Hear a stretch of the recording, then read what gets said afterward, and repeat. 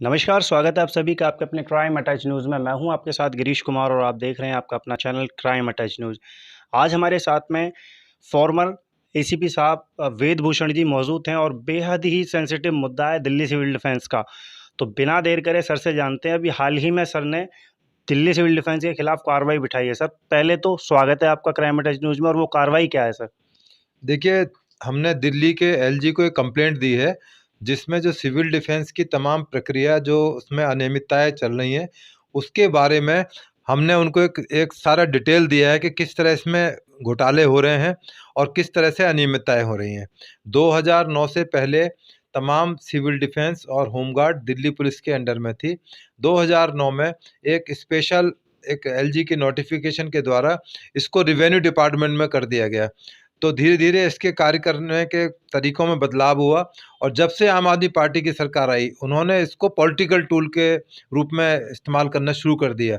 जहाँ पर हज़ारों की तादाद में सिविल डिफेंस वॉलंटियर्स होते थे, अब इन्होंने साढ़े 3-4 लाख के करीब सिविल डिफेंस वॉलंटियर्स कर लिए हैं।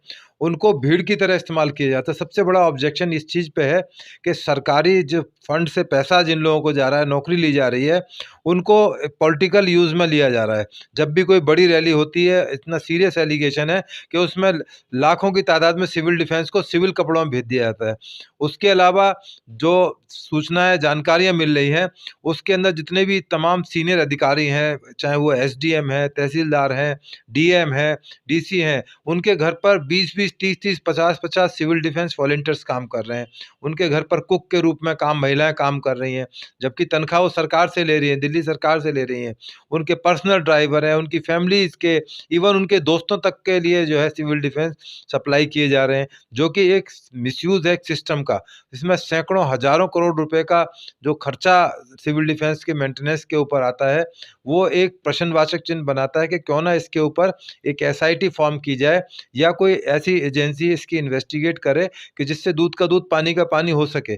इसी बारे में जो हमने कंप्लेंट दी है, उसमें हमने जो एलिगेशंस लगाए हैं, उस पर कॉग्निजेंस लेते हुए एलजी साहब ने उस पर जाँच के आदेश दे दिए हैं। अब जाँच एक प्रक्रिया है, उस प्रक्रिया के तहत तमाम चीज़ें वेरीफ़ाई की जाएँगी और सबसे बड़ी बात है, ये भी एलिगेशन आ रहे हैं कि जो महिलाएँ, जो वॉलंटियर्स हैं, उनका सेक्सुअली एक्सप्लॉइटेशन हो रहा है। उनको ड्यूटी तब दी जाती है वो जब वो एग्री हो जाती हैं अपने एक्सप्लॉइटेशन कराने के लिए। ये बहुत सीरियस एलिगेशन है, परंतु वो सामने आने पर नहीं कह सकती क्योंकि उनसे उनकी समाज की में परिवार की उनकी जो प्रतिष्ठा है, वो जुड़ी होती है, तो मजबूरी के अंदर वो बेरोज़गारी की वजह से वो सब कुछ सहन करती हैं। उसके अलावा एक एलिगेशन और है, धार्मिक भेदभाव इसमें बहुत किया जा रहा है। ये बताया जा रहा है कि 80% जो सिविल डिफेंस वॉलंटियर्स हैं, एक पर्टिकुलर कम्युनिटी से भर्ती किए जा रहे हैं, क्योंकि वो उनका एक बहुत बड़ा वोट बैंक है। तो हमारा मानना ये है कि ये तमाम जो चीज़ें हैं, इसकी तमाम गहराई से जाँच की जाए, जिससे पब्लिक को पता लग सके कि क्या गड़बड़ हुई, क्या घोटाला हुआ या नहीं हुआ। और ये भी डिमांड है कि इसको 2009 से पहले की स्थिति में बहाल किया जाए। माननीय एलजी साहब एक ऑर्डर पारित करें और तमाम जो चीज़ें हैं पुरानी तरह से रेस्टोर हो जाएँ और दिल्ली पुलिस के तहत एक डिसिप्लिन फोर्स है दिल्ली पुलिस, उसके तहत ये लोग कार्रवाई करें और जिससे कि जनता को भी फ़ायदा मिले और एक ट्रांसपेरेंसी हो। एक छोटी-सी भी वैकेंसी निकालनी होती है, तो तमाम तरह के नोटिफ़िकेशन तो आते हैं, अखबारों के अंदर दिया जाता है, एम्प्लॉयमेंट एक्सचेंज के थ्रू भर्ती की जाती हैं। परंतु ये ऑनलाइन प्रक्रिया की जा रही है, पिक एंड चूज़ है, किसी को कुछ यही नहीं पता कि किसको भर्ती किया जाएगा, किसको नहीं किया जाएगा। ना कोई टेस्ट है, ना कोई एग्ज़ामिनेशन है और ट्रेनिंग में भी एलिगेशन है कि ट्रेनिंग के नाम पर पैसे लिए जाते हैं और जो ट्रेन्ड वॉलंटियर्स होते हैं, वो बेचारे महीनों, सालों तक धक्के खाते रहते हैं, उनको कोई भी ड्यूटी नहीं दी जाती अनटिल अनलेस या तो वो किसी की जेब गरम करें, किसी अधिकारी को पैसे दें। और अब ये भी एलिगेशन है कि अब वो पैसे ले लिए गए हैं और अब चूँकि तमाम चीज़ें हम लोगों ने प्रकाश में लाई हैं माननीय एलजी साहब के, तो अब वो पैसे भी अब उन लोगों को वापस रिफंड नहीं हो रहे हैं।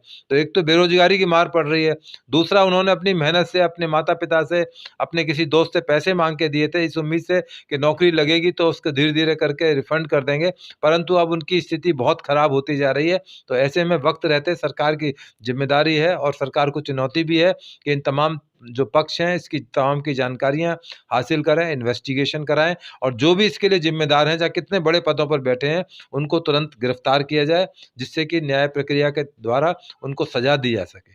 कैसे सर ये मुद्दा आपके संज्ञान में आया और क्या लगता है आपको कि 11 के 11 डिस्ट्रिक्ट इस सारी कार्रवाई में लिप्त हैं, या क्या कहेंगे? पूरा आवा का आवा ही खराब है। 11 डिस्ट्रिक्ट क्या, इसकी तो राजनेता, मैं तो सीएम तक के बारे में कहा जाता है उनके घर पे इतनी बड़ी फौज काम करती है जिसके वो एंटाइटल नहीं है। तो इस तरह से ये तमाम चीज़ों का मंत्रियों के आप जाके देखें, उनके घर पर सिविल डिफेंस वॉलंटियर्स का किस तरह मिसयूज़ हो रहा है। सरकारी अधिकारी तो कर ही रहे हैं और साथ में जो ऊपर राजनेता हैं वो भी मलाई खा रहे हैं। जो उनके एमएलएज़ हैं, काउंसलर्स हैं, उन तक को सिविल डिफेंस वॉलंटियर्स दिए जा रहे हैं। वो किस कैपेसिटी में दिए जा रहे हैं, क्या वो एंटाइटल है या नहीं है, उनकी क्या ड्यूटी है वहाँ पर, क्यों उनसे इस तरह की चीज़ें कराई जा रही हैं। ये तमाम चीज़ों की जाँच जब होगी तो पता लगेगा और बड़े चौंकाने वाली चीज़ पब्लिक के सामने आएगी और दिल्ली की जनता को पता लगेगा कि किस तरह से पॉलिटिकल पार्टीज मिसयूज करती हैं अपनी पोजीशंस का अपने राजनीतिक उद्देश्यों को साबित करने के लिए। ऐसे लोगों को सर चयनित कैसे करना होगा? कैसे इनको निर्धारित करना होगा कि भाई ये लोग हैं जो दुरुपयोग कर रहे हैं, या किस तरीके से? देखिए, जब जाँच होगी तो जाँच के अंदर उनको पावर होती है कि वो 91 का नोटिस दे सकते हैं, किसी को 160 का नोटिस देके इन्वेस्टिगेशन जॉइन करा सकते हैं। उनसे डाटा माँग सकते हैं कि आपने कितने वॉलंटियर्स को ट्रेंड किया, उनकी सैलरीज़ के बारे में, चूँकि ट्रेज़री से पैसा जाता है, तो ट्रेज़री से वो मैच हो जाएगा कितना पैसा लिया गया और उनसे क्या ड्यूटी ली गई। तो ये बहुत कोई टेक्निकल चीज़ नहीं है। यदि इन्वेस्टिगेटिंग एजेंसी चाहेंगी तो तुरंत इसकी बहुत जल्दी इन्वेस्टिगेशन पूरी होगी और जो सच्चाई है सबके सामने आएगी। इनकम टैक्स को लेकर भी सर इसमें मुद्दा उठ सकता है, सवालिया घेरा खड़ा हो सकता है आगे के लिए? हाँ, बिल्कुल, इसमें जो उनकी इनकम है, किस तरह से वो इस्तेमाल किया जा रहा है, जो दूसरे डिपार्टमेंट हैं, वो भी उसके अंदर इन्वॉल्व हो सकते हैं, क्योंकि इसमें कई तरह की जो भ्रांतियाँ हैं लोगों के दिमाग में हैं, वो फैली हुई हैं कि इसमें बहुत गड़बड़ घोटाले और अनियमितताएँ हुई हैं, वित्त की अनियमितताएँ हुई हैं। तो इसकी जाँच के बाद ही पता लगेगा, क्योंकि रेवेन्यू डिपार्टमेंट के अंडर में इसको देना कतई वाजिब नहीं है, क्योंकि इस तरह की फ़ोर्स के लिए ना तो वो तैयार हैं, ना उनके पास में कोई इस तरह का सेटअप है कि वो प्रॉपर ट्रेनिंग दे सकें। बल्कि सिविल डिफेंस का एक पहले कंट्रोल रूम होता था। सिविल डिफेंस को बतौर डिसास्टर के रूप में हम यदि ज़रूरत पड़ जाए इस्तेमाल करने की, तो आज की डेट में कोई भी कंट्रोल रूम नहीं है जो उन तमाम को इकट्ठा कर सके, मैसेज दे सके।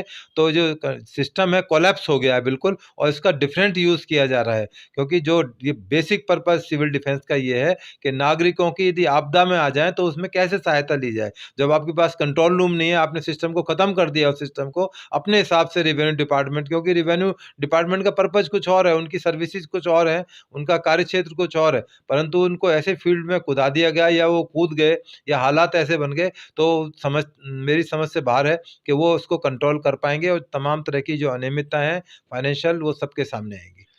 जो आपने कंप्लेंट दी थी सर अभी एलजी साहब को, उसके बारे में थोड़ा-सा ज़िक्र करते हैं। उस कंप्लेंट के दौरान किन चीज़ों को चयनित किया गया?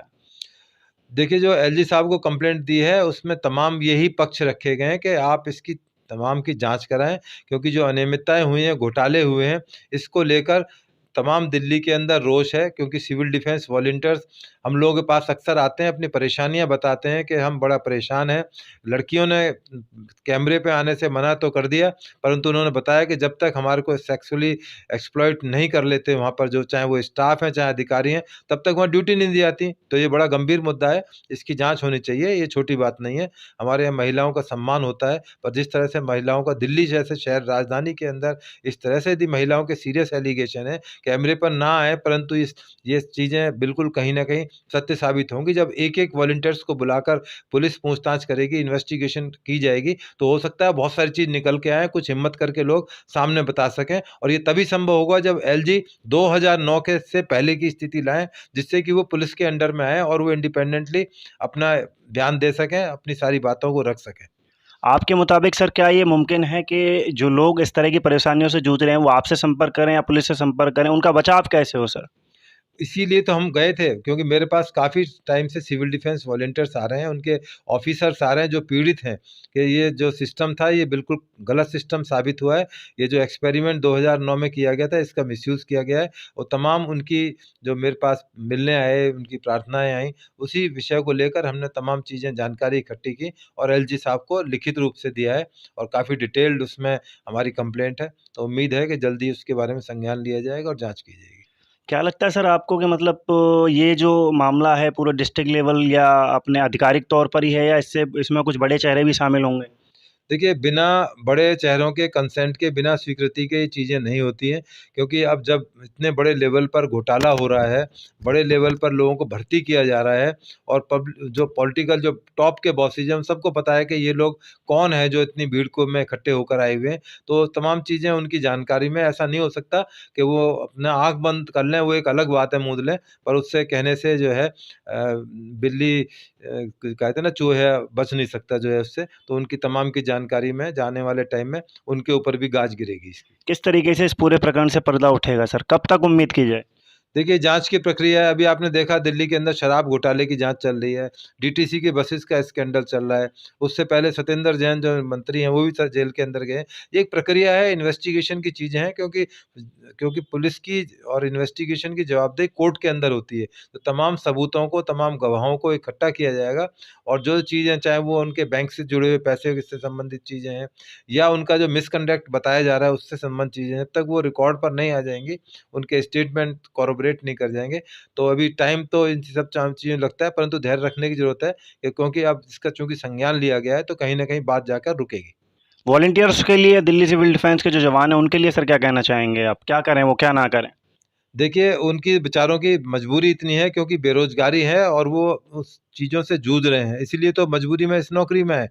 ये तो यदि उनको कोई अच्छी सरकारी पद पर यदि नौकरी मिल जाए, तो क्यों करेंगे? तो उनकी तो स्थिति ऐसी है कि वो मुँह खोलकर कह भी नहीं सकते किसी को कि हम ये परेशानी है। यदि उन्होंने अपना मुँह खोला, तो उनको तुरंत कान पकड़ के बाहर निकाल दिया जाएगा, उनको ड्यूटी नहीं दी जाएगी, उनको नौकरी नहीं दी जाएगी, उनको परमानेंटली डिबार किया जाएगा। किसी न किसी तरह से उनको परेशान किया जा रहा है और इस तरह के एलिगेशन भी हैं, जिन्होंने थोड़ी बहुत हिम्मत दिखाई है, उनको बाहर का रास्ता दिखा दिया गया है या उनको दूसरी तरह से परेशान किया जा रहा है। जो महिलाएँ उनको ड्यूटी नहीं दी जाती क्योंकि जब तक वो पूरी तरह से अपने आप को समर्पित नहीं कर देती, तब तक उनके लिए ड्यूटी पाना उनके लिए बहुत मुश्किल है। आपके मुताबिक सर, जो आपने आरोप लगाया है इतना गंभीर तरीके से दिल्ली सिविल डिफेंस को लेकर, क्या आपके पास में कुछ इसके खिलाफ कोई एविडेंस वगैरह हैं या किस तरीके से? बिल्कुल एविडेंस है, तमाम चीज़ें पब्लिक डोमेन में ये सबके पास है, सबको पता है सिविल डिफेंस के जो इनके ऑफ़िसर्स हैं, वो तमाम बताते रहते हैं मेरे ऑफ़िस में आकर कि हमारे साथ ये परेशानियाँ हो रही हैं, तमाम चीज़ों से जूझना पड़ रहा है और इन तमाम का डाटा इकट्ठा किया जाए, तमाम तरह की जानकारी इकट्ठी की जाए, तो तमाम जानकारी जल्दी आ जाएँगी। इसमें कोई छिपी हुई चीज़ नहीं है, मैं कोई ऐसा सीक्रेट उजागर नहीं कर रहा हूँ, जो बहुत पर्दे के अंदर या काली रात का स्याह है, ये बिल्कुल आपके सामने है और जब ये इंक्वायरी होगी, एक-एक वॉलंटियर से पूछा जाएगा, तो बताएगा मैं किस तरह भर्ती हुआ, मेरे से क्या ड्यूटी ली गई, मुझे किस तरह से प्रताड़ित किया गया, सब चीज़ें आ जाएँगी। कोशिश करिए सर कभी आरटीआई के माध्यम से इन तमाम चीज़ों के बारे में जानकारी जुटाने की, या कुछ और अपने तरीके से? आरटीआई लगाई गई थी, परंतु आज तक आरटीआई में जो मेरे सवाल थे, उनको घुमा-फिरा के वापस कर दिया गया। कोई जवाब नहीं दिया गया। मैंने केवल उनसे ये माँगा था कि आप मुझे केवल ये बता दें कितने वॉलंटियर्स आपके ट्रेंड हैं और कितने वॉलंटियर्स को आप अब तक काम दे चुके हैं और उनके तमाम के नाम न दे दें और मैं कॉस्ट देने के लिए आज भी तैयार हूँ। परंतु आज तक उसका कोई जवाब नहीं आया। गोल-मोल जवाब बनाकर यहाँ दे दिया जाता है, जिससे कि वो पकड़ में ना आ सकें, क्योंकि उनको ये पता तो लग गया है कि इस बारे में जो हमारी जैसी संस्थाएँ हैं, वो जागरूक हो चुके हैं, उनको पता लग चुका है और उनके जो काले कारनामे हैं, आज नहीं तो कल ज़रूर एक्सपोज़ हो जाएँगे। अगला कदम सर क्या होगा इस पूरे मामले को लेकर?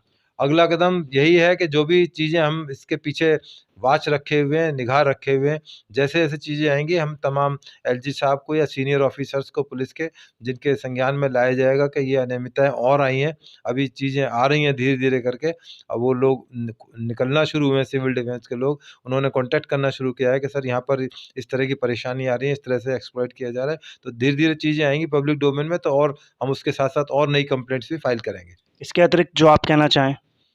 बस यही है कि सिविल डिफेंस के जो वॉलंटियर्स हैं, उनको धैर्य रखने की ज़रूरत है, अपनी अच्छे से ड्यूटी करें क्योंकि उनको बहुत मजबूरी के अंदर ये इस तरह की नौकरी में आना पड़ रहा है और बड़े पढ़े-लिखे लड़के-लड़कियाँ, बिल्कुल एक वेल बिहेव्ड लड़के-लड़कियाँ भी हैं उसके अंदर, परंतु कुछ असामाजिक तत्व भी हैं। आपने देखा होगा कि कोविड के दौरान में किस तरह से सिविल डिफेंस वॉलंटियर्स ने एक मास्क के नाम पर एक्सप्लॉइटेशन शुरू कर दिया। दूसरे तरीके से पुलिस की जो वर्दी है, वो उस टाइप की पहनते, लगता है पुलिस वाला है।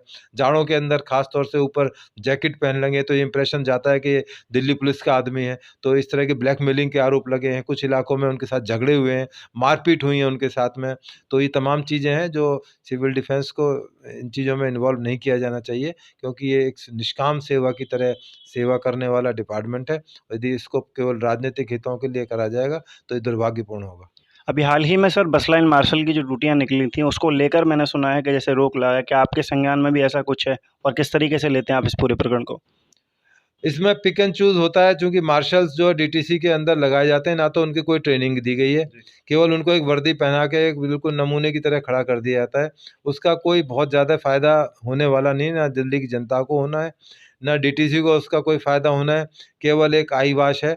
तो इस तरह के आई वाश की दिल्ली के लोगों को ज़रूरत नहीं है, क्योंकि दिल्ली के वालों का पैसा है, वो मिसयूज़ किया जा रहा है, उसको तुरंत रोका जाना चाहिए। तो ये थे हमारे साथ में वेदभूषण जी, जो पूर्व एसीपी हैं दिल्ली पुलिस के। तो इसी के साथ दीजिए इजाज़त, बने रहिए हमारे साथ और देखते रहिए क्राइम अटैच न्यूज़।